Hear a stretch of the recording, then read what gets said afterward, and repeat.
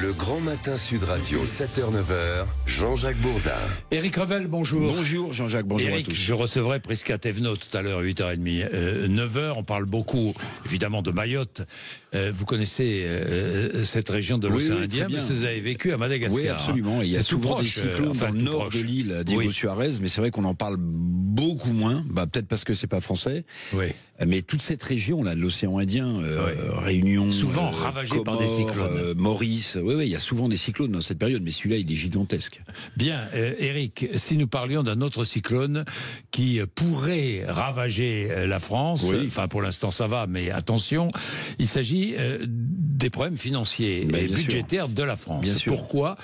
Eh bien, il y a des indices, mauvais indices là, baisse de la note de la France, c'est Moody's. C'est Moody's ? Oui, c'est Moody's. C'est Moody's qui a baissé la note de la France vendredi. Oui. Quelles conséquences ? Nous allons emprunter plus cher ? Alors oui. Alors à la surprise générale, d'abord il faudra guetter l'ouverture de la bourse de Paris ce matin, Jean-Jacques. L'ouverture de la bourse de Paris qui ouvre à 9h. Pourquoi est-ce qu'il faut la surveiller ? Parce que normalement à cette période, il y a ce que les boursiers appellent un rallye, le rallye de Noël. C'est-à-dire que normalement les indices augmentent beaucoup. Les gérants de portefeuille refont, si vous voulez, leur portefeuille en fin d'année.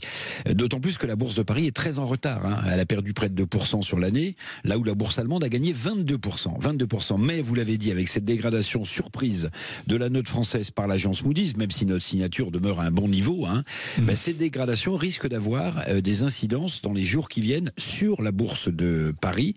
Évidemment, ce serait un signal d'alarme supplémentaire pour Bayrou et pour son budget. Il a parlé d'Himalaya, on l'a entendu tout à l'heure. Il a parlé aussi de gravité de notre situation financière, avec un déficit public qui va atteindre les 180 milliards d'euros.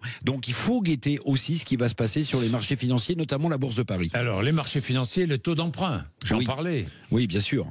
Alors le taux d'emprunt, vous avez raison, c'est aussi quelque chose d'important. Il n'y a pas eu de répit, parce que vendredi, juste après la nomination de François Bayrou, je regardais à Matignon, le taux de la France d'emprunt est repassé au-dessus des 3%. Des 3%. Et ce qu'il faut regarder, c'est l'écart avec l'Allemagne. Cet écart ne cesse de se creuser. Ça veut dire que l'Allemagne, qui est pourtant en grande difficulté économique, est plus crédible que nous sur les marchés financiers.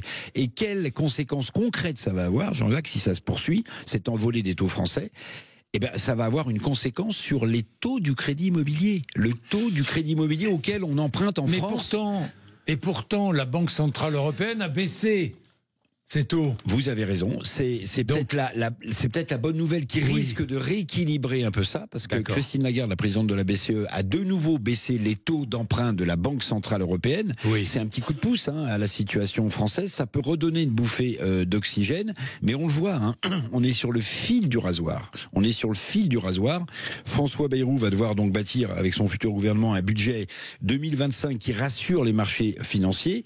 Les économies proposées vont donc être forcément conséquente. Avec quelle majorité à l'Assemblée nationale? That is the question. Oui, évidemment, c'est la grande question.